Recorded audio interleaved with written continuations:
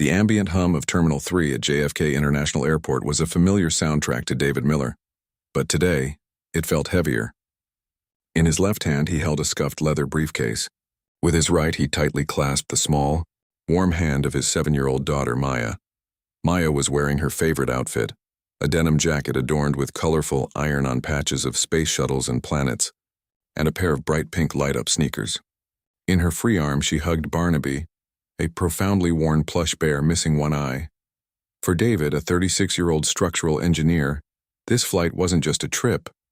It was a defining threshold. Exactly 14 months ago, his wife Sarah had passed away after a brutal battle with leukemia.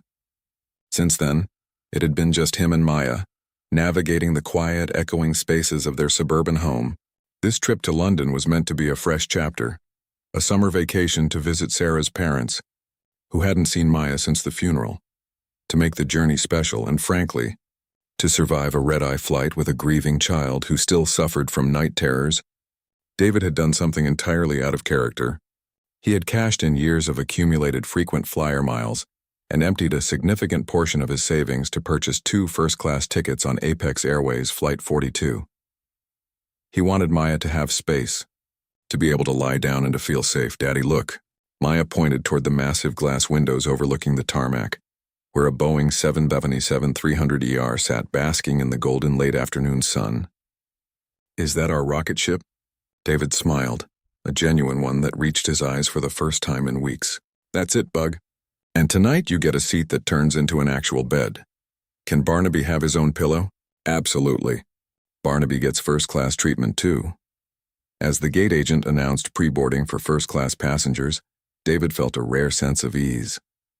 He guided Maya down the jetway, the air transitioning from the terminal's air-conditioned chill to the metallic, fuel-scented warmth of the aircraft door, the welcome and the disturbance at the door.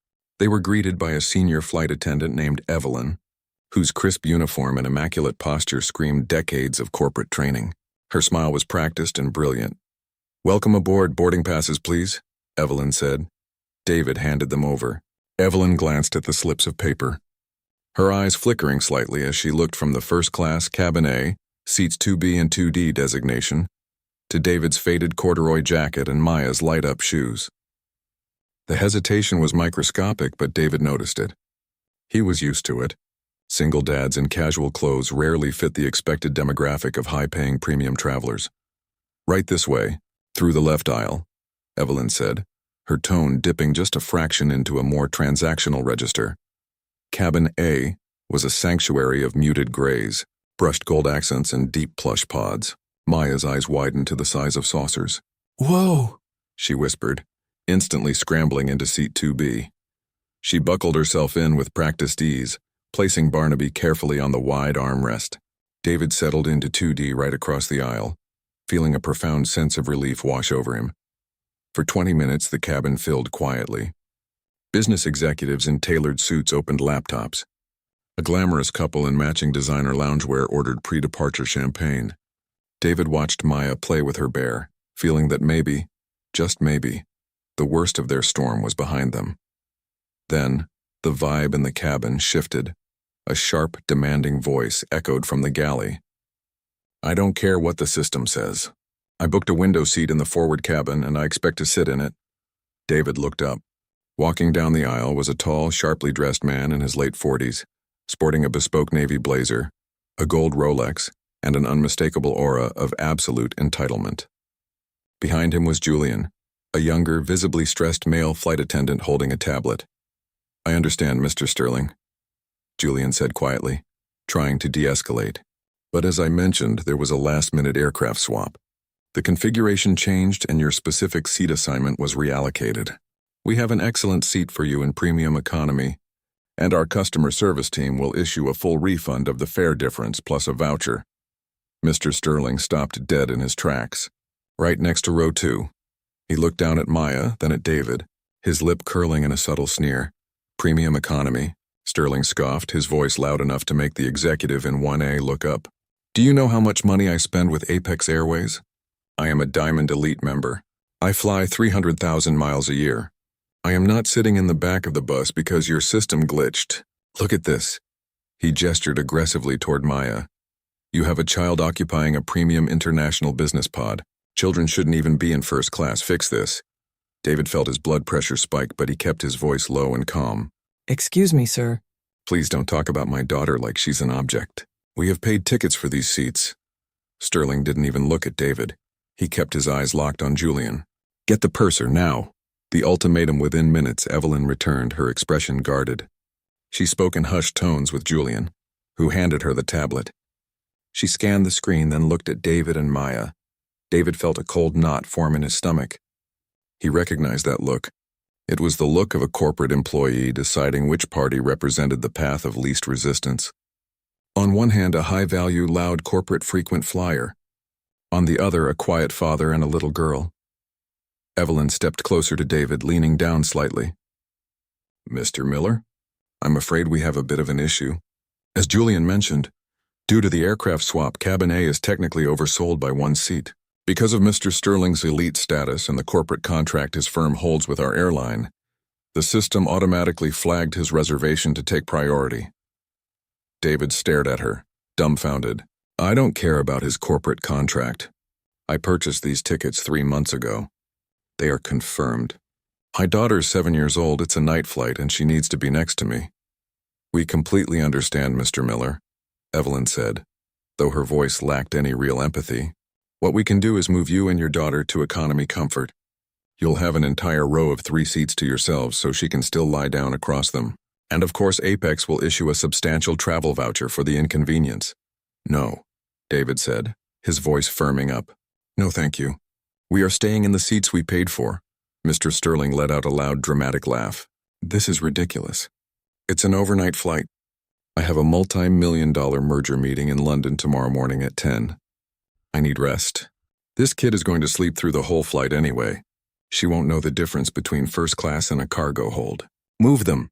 "Sir, watch your mouth," David snapped, standing up from his seat. He loomed over Sterling, his protective fatherly instincts taking over. "Do not speak to us like that." Maya shrank back into her seat, pulling Barnaby tight against her chest. "Daddy?" she whispered, her voice trembling. "Are we in trouble?" "No, sweetie, we're not in trouble," David said, his voice softening instantly as he looked at her. "Everything is fine," Evelyn intervened, her tone turning ice cold. "Mr. Miller, please remain seated. At this point, we are making an operational directive. We need to clear the aisle so we can push back on time. If you refuse to cooperate with crew instructions, we will have no choice but to involve airport security and have you removed from the aircraft entirely." The threat hung heavily in the air. The rest of the first-class cabin was dead silent. Some passengers looked away uncomfortable. Others watched the drama unfold like a reality TV show. David felt completely trapped. The image of airport police dragging him and his crying daughter off a plane flashed through his mind. It would traumatize Maya for years. She had already lost her mother. She couldn't handle seeing her father treated like a criminal. "Fine," David whispered, the defeat bitter in his mouth. "Fine, we'll move." "Excellent choice," Sterling muttered, already reaching for his leather briefcase to claim the overhead bin. "Thank you for your cooperation, Mr. Miller," Evelyn said, her professional veneer instantly snapping back into place. "Julian will assist you with your bags." As David gathered Maya's small backpack, he looked at his daughter. Tears were silently streaming down her face. She didn't understand why they were being kicked out, why the angry man was taking her seat, or why her dad couldn't stop it. "Come on, Bug," David said softly, taking her hand. "We're going to go find another spot. It's okay." The walk of shame, the walk down the aisle from first class to the back of the aircraft, felt like a mile long. Every passenger they passed stared at them. David kept his head high, but inside, he was burning with a mixture of intense rage and profound humiliation. He had failed to protect his daughter from the callousness of the world, even in a space where he had paid to keep her safe. They reached row 24 in economy comfort. As promised, it was a row of 3 seats, but compared to the private pods of first class, it felt claustrophobic. The air was stuffier, the seats narrower, and the harsh fluorescent lighting overhead offered no comfort. Maya slid into the window seat, curling her legs up and burying her face in her denim jacket, sobbing quietly. David sat next to her, wrapping an arm around her small shoulders. "I'm sorry, Maya," he whispered into her hair. "I'm so sorry." "I want Mom," she cried softly, The words cut David like a knife. He tightened his grip on her, staring blankly at the seat back screen in front of him, feeling utterly powerless. Meanwhile, up in the cockpit, the pre-flight routine was nearing completion. In the cockpit, Captain Jack Garrison was a veteran of the skies. With over 30 years of flying experience, 20 of them with Apex Airways, he was a man who commanded respect without ever having to raise his voice. He had gray hair at his temples, sharp blue eyes, and a reputation among crews as a pilot's pilot, someone who cared deeply about safety, precision, and the well-being of his crew and passengers. Sitting next to him was First Officer Marcus Vance, a sharp 30-something pilot who was busy plugging the final performance metrics into the flight management computer, FMC. "Winds out of the east at 12 knots, Jack," Marcus said, tapping the screen. "Taxi route is short tonight. We should be airborne right on schedule." "Good," Jack replied, adjusting his headset. "The weather over the Atlantic looks smooth until we hit the Irish coast. Should be an easy night." The cockpit door chimed, and Julian, the junior flight attendant, walked in carrying a tray with 2 bottles of water. His face was flushed, and he looked visibly upset. "Thanks, Julian," Jack said, taking a bottle. He noticed the young man's expression. "Everything all right back there? You look like you just went 10 rounds with a heavyweight." Julian sighed, glancing back toward the closed door. "Just a really ugly situation in Cabin A, Captain. It leaves a bad taste in your mouth, you know?" Jack turned around in his sheepskin-lined seat, his attention fully captured. "What happened?" Julian explained the entire sequence of events: the aircraft swap, the overbooking, Mr. Sterling's aggressive entitlement, and Evelyn's decision to threaten the single father and his little girl with security to appease a high-tier frequent flyer. The little girl was crying her eyes out. "Captain," Julian said, his voice cracking slightly, "the dad didn't do anything wrong. He had a paid ticket. But because the other guy's a diamond elite who spends 6 figures a year with the airline, Evelyn threw them out to the back of the plane. It was brutal to watch." Jack's expression hardened. The relaxed, genial demeanor vanished, replaced by a cold, steely authority. He looked at the FMC, then at the clock on the instrument panel. "A paid first-class ticket?" Jack asked. "Yes, sir. Confirmed months ago." "And Evelyn threatened them with removal?" "Yes, sir. Said she'd call airport police if they didn't vacate the cabin." Jack stood up, unbuckling his harness. He grabbed his uniform cap from the hook behind him. "Marcus, hold the pre-start checklist," Jack said, his voice dropping an octave. Marcus looked up, surprised. "Are we delaying, Captain?" "We aren't going anywhere yet," Jack said firmly. "I'm going to go take a look at my cabin. The captain's..." Intervention. Jack stepped out of the cockpit and walked down the short galley into Cabin A. The environment was quiet. Now. Mr. Sterling was comfortably ensconced in seat 2B, his noise-canceling headphones already over his ears, sipping a glass of pre-departure champagne. Evelyn was at the galley counter, reviewing the passenger manifest. She looked up and smiled warmly as Jack approached. "Oh, Captain. We're all set up here. Cabin is secure for pushback." Jack didn't smile back. He stood squarely in front of her, his hands clasped behind his back. "Evelyn, I just heard about a seating reallocation in this cabin," Jack said, his tone conversational but laced with an undeniable undercurrent of steel. "Can you run me through it?" Evelyn's smile faltered slightly, but she maintained her composure. "Oh yes, just an operational adjustment. We had an overbooking issue due to the aircraft swap. Mr. Sterling, who is one of our top corporate clients, was displaced. To resolve the conflict and ensure our high-value passenger was accommodated, I moved a gentleman and his daughter to economy comfort. They were very cooperative after a brief discussion." "A brief discussion?" Jack repeated. "Julian tells me you threatened to have them removed by security." Evelyn's eyes narrowed slightly, a flash of defensiveness crossing her face. "Captain, I made a judgment call to protect the airline's relationship with a Diamond Elite member and to prevent a significant delay. It's within my purview as purser to handle cabin seating disputes." "It is within your purview to manage minor disputes, Evelyn," Jack said, his voice remaining terrifyingly calm and level. "It is not within your purview to bully a father and a child who hold valid, paid first-class tickets out of their seats, just to satisfy the ego of a frequent flyer, who authorized the upgrade or reinstatement of Mr. Sterling over a confirmed passenger. The automated system flagged..." "I don't fly an automated system, Evelyn. I fly this airplane, Jack interrupted, stepping closer. And as the commander of this aircraft, I am ultimately responsible for the safety, security, and ethical treatment of everyone on board. Where are the father and daughter now? Row 24, Evelyn whispered, her professional confidence completely evaporating under the captain's intense gaze. Jack turned his head and looked down the aisle at Mr. Sterling, who was completely oblivious, typing away on his phone. Get Julian, Jack ordered, and come with me. The long walk back. The passengers in economy comfort were surprised to see the captain walking down the aisle, flanked by the purser and a junior flight attendant.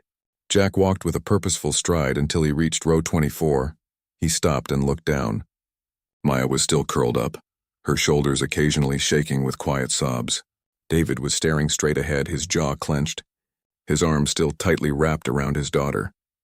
Jack took off his uniform cap, held it in his hand, and crouched down in the narrow aisle so he was at eye level with David. Mr. Miller? Jack said softly. David looked over, his eyes defensive and weary. Look, if this is about us not being happy, we're sitting here. We aren't making a scene. Just leave us alone. Mr. Miller, I'm Captain Jack Garrison, the pilot said, offering a warm, sincere smile. I'm the commander of this flight. I just became aware of what happened in the forward cabin, and I wanted to come down here personally to apologize to you and your daughter. David blinked, caught completely off guard. The anger in his chest gave way to profound confusion. You're apologizing? Yes, sir.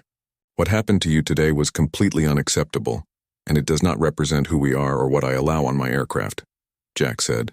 He then looked past David to the little girl. Hey there, young lady. What's your name? Maya slowly peeked out from under her denim jacket, her eyes red and puffy. Maya, she whispered. Hi, Maya, that's a beautiful name. And who is your friend there? Jack pointed to the plush bear. This is Barnaby, she said, hugging the bear a little tighter.